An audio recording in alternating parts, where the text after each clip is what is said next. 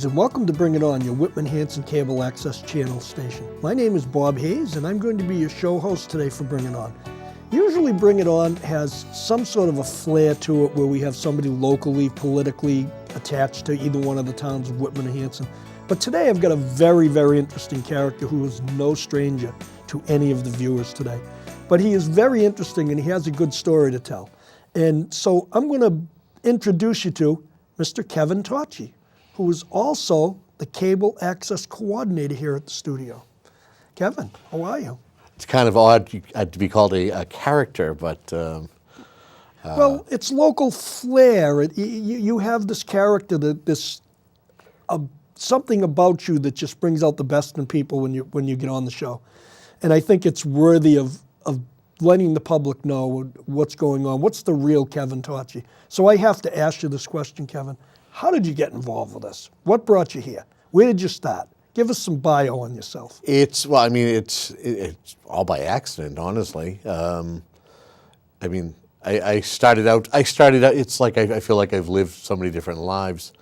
Like a second career, more or less. I mean, I was in construction and doing, different things in regards to construction. I was going to school at the time, was going to look to see if I could get into management, and by accident I got involved with doing radio and newspapers and television.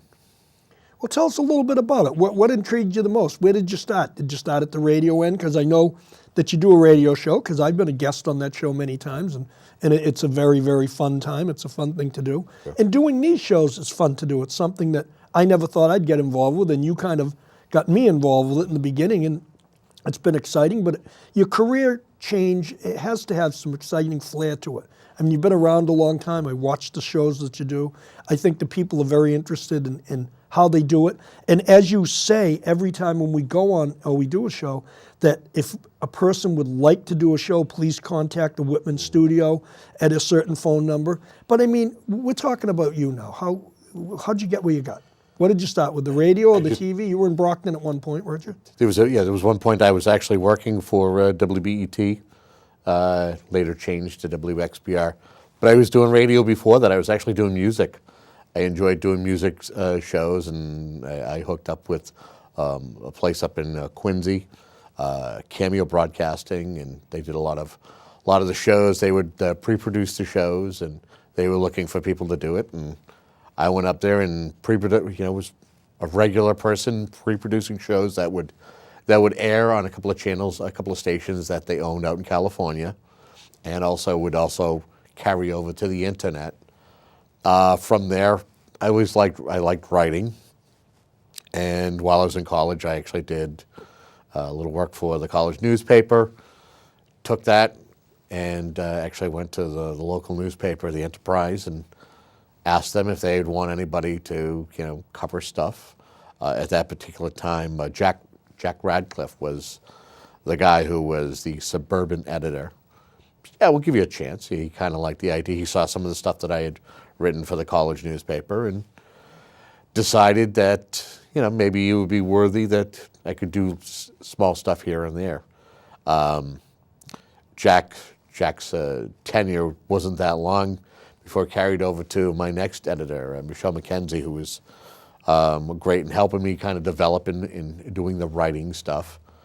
From there, I was doing not only writing, covering certain towns, the towns of Norton and Raynham and Taunton, but I was also doing sports. I had a chance to chat with Bill Abrams in the sports department, and asked him if I could cover sports, and they would let me cover stuff like high school sports, college sports, especially at the time it was Bridgewater State. We would cover a lot of their games. So I'd go over and cover some football or basketball. It was pretty cool.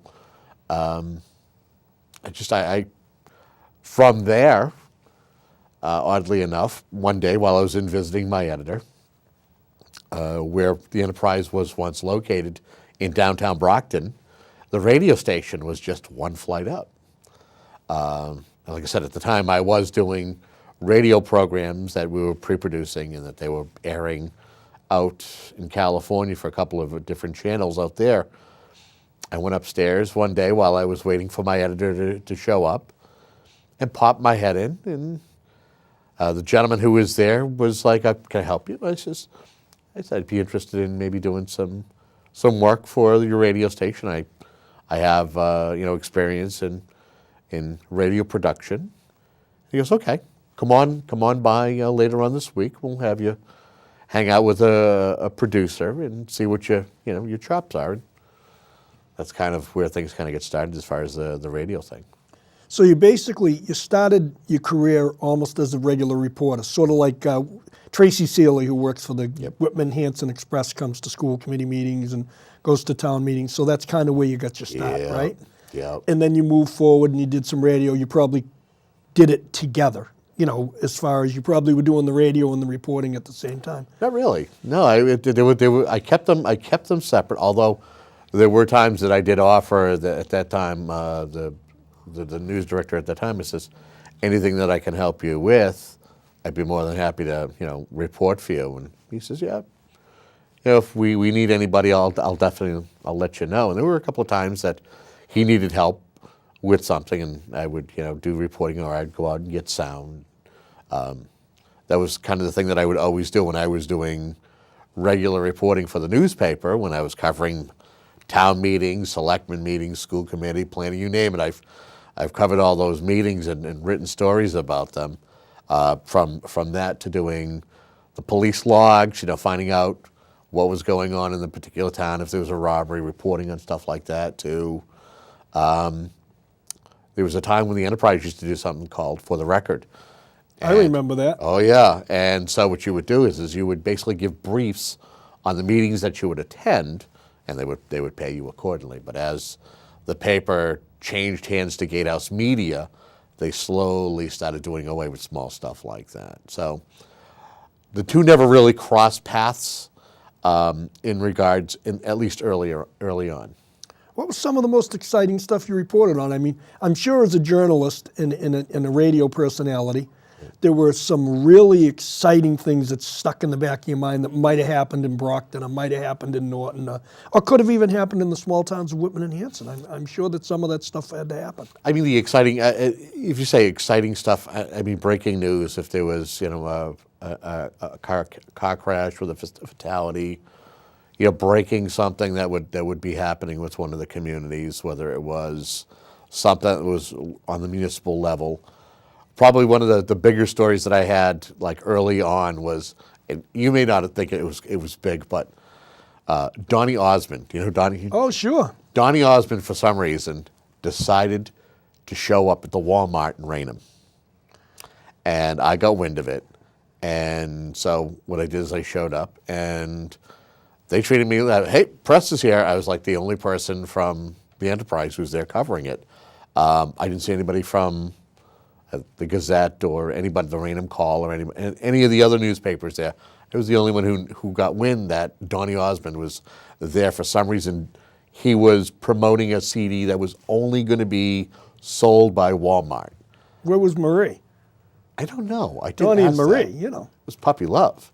I think they still have a show in Las Vegas. They still have something. Yeah. But I had a chance to interview the guy, and the guy was a fantastic guy. I mean, I had to wait until all the 40-plus women, the 30, the 40, the 50-plus women who showed up with their children who still adored this guy. And, oh, yeah. Had a chance to kind of talk with him about doing, the tour and coming through, the Boston area, and having that. And on top of that, not only did I get the credit for it, not only did I have the byline for writing the story, but I took the pictures of him as he was signing stuff. So that was kind of a company. That was kind of a big thing.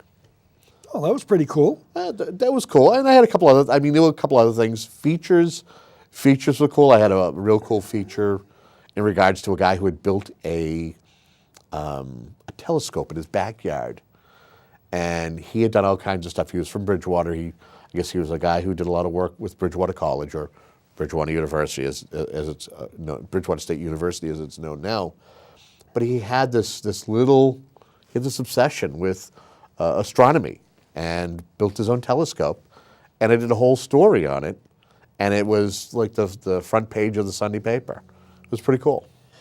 So do people, when you're doing these stories, it's kind of like certain people think that, you know, a certain story might make or break a reporter or put their career forward. You know, you've seen stuff where you'll get a photographer that takes some unbelievable pictures of a fire or a sad event or a happy event, or, you know, something that makes their career and moves it forward.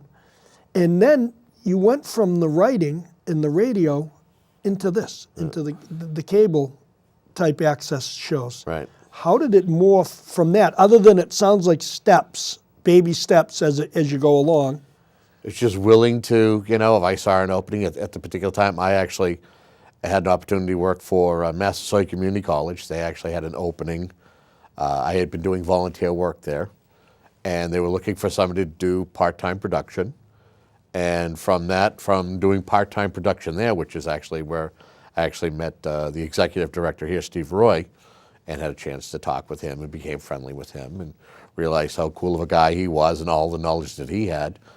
Had a chance to learn how to do TV production, how to program a channel at that time, you know, with the, before they had the big server, they had all the racks of machines where you basically had to put tapes in or DVDs in. I learned how to program a channel and fire stuff off for that evening for folks to be able to watch. And from there, my knowledge of that, when Mr. Roy came back here and was looking to kind of refurbish or kind of redo Whitman Hanson Community Access, he was hiring, and I happened to be lucky, the right place, the right time, that he was looking for somebody to do production here in Whitman, and I applied, and it's actually good. It's actually going on 10 years since I was brought on board here. 10 years, well, it seems like a long time, but 10 years flies by like it was overnight. It's just amazing how fast 10 years go. When you have kids and you look, I mean, my children are in their 20s, and I look and it seems like they were just born weeks ago. The time has really flown by. Because I watch cable occasionally, you know, the different shows that are on, and I see Mr. Roy on all kinds of stuff. Steve Roy, back when he was playing in a band, and they were recording stuff. So he has to have been here more than 10 years. Yeah, I believe this is the third time that he has been here overseeing the operation here. Yeah. Oh, he's in and out and in and out and Correct, in and out. correct. There was, not to give the history of Mr. Roy, but other than being here, he was also in Brockton, working for Brockton Community Access and doing stuff for them as well, right? Because wasn't it Brockton first, and then they kind of morphed off into the smaller towns as they got them wired for cable, probably 20-odd years ago? Right, right. Yeah, it was more of a regional thing, from what I understand, at a particular time, and is slowly over time, where it's more everybody kind of has their own thing. Yeah, because it seems like, you know, the Whitman Hanson one is here, and then there's Plymouth area cable. Pembroke used to have their own. I'm not even sure if Pembroke now is part of PAC TV. Plymouth Although area. I believe that there's a small group of residents who are still trying to maintain Pembroke TV, but PAC TV, which is Plymouth area cable TV, they're the ones who serve Pembroke, Duxbury, Kingston, Plymouth. Yeah, I think John Mattinson's involved with that small group of people that's still trying to keep that alive, so to speak, which is great. I mean, all of the access, anything you can see on this that people are going to watch that is informational, sure. It's great. It's all good. It's all good for any of the viewers that might want to watch because it's informational. As we've spoken before about getting Donnie Avery, Whitman's historian, on. He's tough though. Sure. I keep telling him, Donnie, you got to come on. You got to come on, and I think he's bashful. So if anybody sees Donnie Avery that's watching the show, please tell him that you'd like to know some of the history that he has in Whitman. But again, we're getting back to Kevin Tocci. So it's been 10 years, you're here, you're doing cable shows, you do some yourself. What would you tell the people that might want to do a show or leads into, because this is part of what we're doing today. I know that you need more people to come forward and maybe do some shows to have a little bit of a cross-section of what's going on in communities. And some of the shows are awesome, right. I mean. My job is to stimulate volunteers and to bring people in to want to, they don't necessarily have to do a show, we basically want people to come in and get a feel for what we have here. Maybe you don't. Maybe the person is somebody who wants to be on camera like you or I. Maybe they want to learn how to operate a camera, or they want to be able to come into our state-of-the-art control room and learn how to produce a TV show. Maybe there's somebody who wants to cover community events that are happening in Whitman or Hanson or beyond. We would love to have people come on down. That's my job. My job got a little bit more complicated about a year and a half ago, and complicated in a good way, where I went from being a part-time person, where they took me on full-time, and part of it is to bring us to a point where we're more social media is big, so to give us a little bit of a presence on social media. We have that now. We have not only a profile, Whitman Hanson Cable, but we also have a page on Facebook, Whitman Hanson Community Access. If you have a chance, please like it. And what we do is we let people know what's going on with Whitman Cable. What do we have for programs? We have slowly matriculated some of our shows, like Bring It On. Folks can go on to our YouTube channel, WHCA 9 TV, and they can see some selectmen's meetings. They can see your show. They can see stuff like Keep Creating, which is a new show that's very popular. I like that show. It's a very it's cool great. show. I think they do very, very cool things. One of our new production people, Paul Watson, has worked very hard in creating that show with a woman who has a shop in the downtown area who does paper crafting. It's little stuff like that. And we're hoping that people, maybe you might have a hobby that maybe you want to get involved with, showing and sharing with other people. We have people who do shows about models, putting together models. We have people who like cooking, who will, I think we have Michelle's Kitchen. We have that's another cool show. I like that. She's got a nice little Michelle Green who that's produced elsewhere, but people deliver the show here. But we want people to get involved with what we have here. This is theirs to come on down and learn about. And if they're not shy and they want to get in front of the camera and do a show about whether it's politics, whether it's about the community, whether it's about an upcoming event, whether it's a hobby, that's what we're here for, and that's what I'm here for. So basically, if somebody just wanted to do a one-of show, it might behoove them to get a hold of me or you if we're doing a Bring It On or a Municipal Focus, and come on, and you can do very similar to what Kevin and I are doing right now. Talking Head show, right? Yeah, if you wanted to talk, or say you had a model collection and you just wanted to talk about it for half an hour, it's nothing that you would want to produce for a long-term thing, you would get a hold of us and we would bring you on, so to speak, and you could do what you do for half hour. It doesn't have to be a segment that's going to be run every single week for months on and back and forth. And the same way with volunteers. You have Paul Watson who's sitting out in the other room. He's the one managing and running the cameras, and James Cullity, who was a student at Whitman Hanson, one of our lead is the volunteers. He comes in and he films the show. And James, I know that you're out there somewhere probably saying, "Stop that, Bob," but it is what it is, So this is all stuff you're looking for volunteers, people to come forward to build the Access channel up and let it morph into something bigger and better as we speak. Well, what we are is basically a blank canvas for the community to come on in and share what's going on in the community.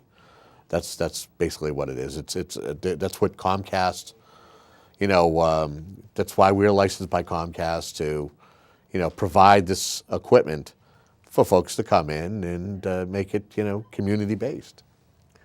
Well, that seems like something that if we could get more volunteers, which as we speak about volunteers are getting tougher and tougher to get as time moves on. Yeah. People lead very busy lives, but this is kind of a fun thing to do. If you had some sort of a person to have a hobby and this might be it, and you're not bashful, and God knows you and I aren't. No.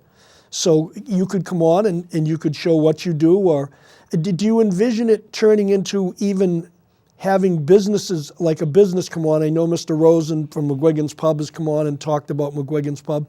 We would entertain that type of a person coming on, maybe showcasing something that they do in town or a service they provide. Am I correct in saying that? Well, we do have programs. I mean, we have a show that's been a long-running show called On the Road. Yep. and we pop into establishments just to kind of, in a way where we basically show what it is that they do. It isn't a matter of saying, well, they sell sandwiches for $4.99. We're a nonprofit. We can't do that. It can't Right, be, I understand. It can't be. It's funny because usually when we go in and we approach somebody and say, we hear that you have a new, you have a new restaurant, you have a new business. We'd like to showcase you. And they go, oh, commercial? No, commercial is it's like that, but not really. It's more or less just a chance to shine, for the community as to what it is that you do.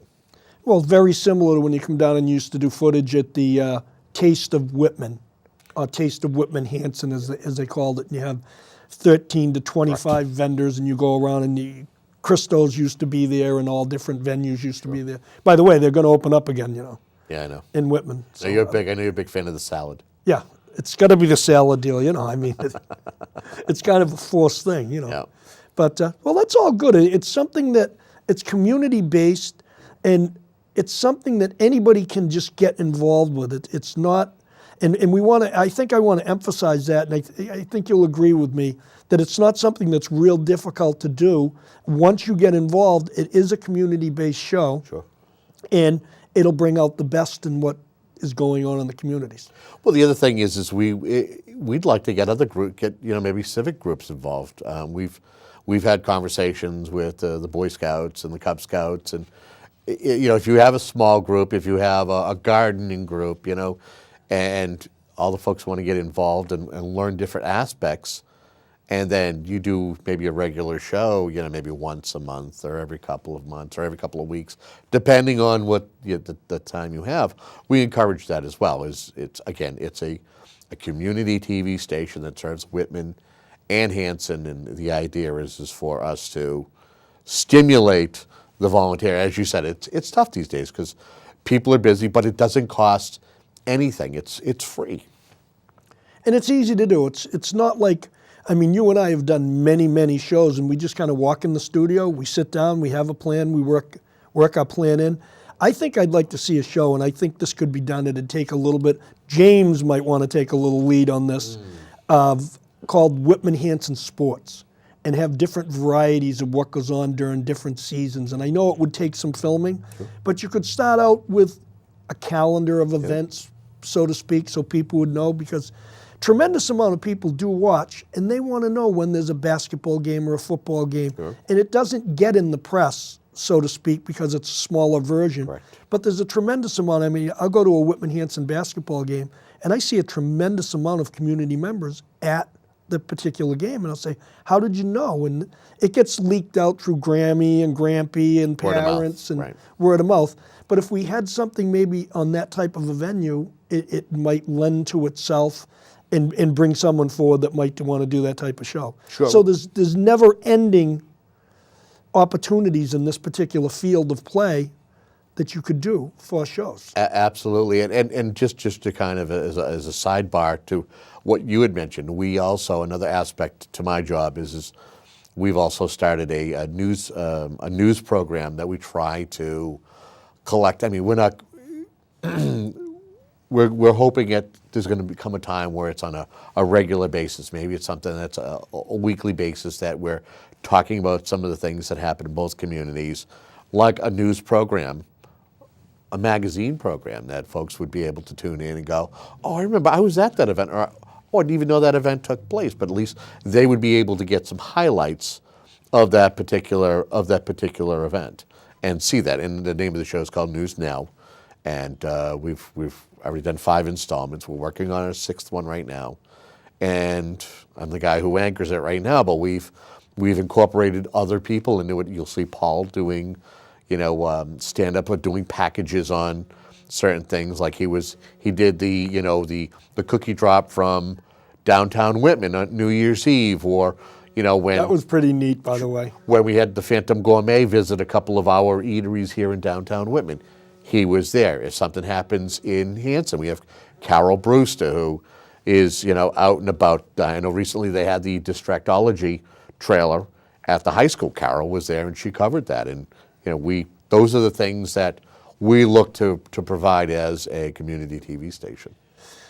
So the way I see it, the more events that can get covered by bigger volunteer base, it'll be the more stuff that'll fill up the access channel, and it won't be, there'll be more things to go. Now, I know recently you provide what time the shows are coming on for the access channel, so if somebody wants to watch Bring It On, a Municipal Focus, or the food show, or any of those shows, you have a little calendar of events, which I think is wonderful. Right. We had that for a couple of different. We had that for a couple of days, different days of the week. I believe it's a Wednesday, Thursday, and Sunday.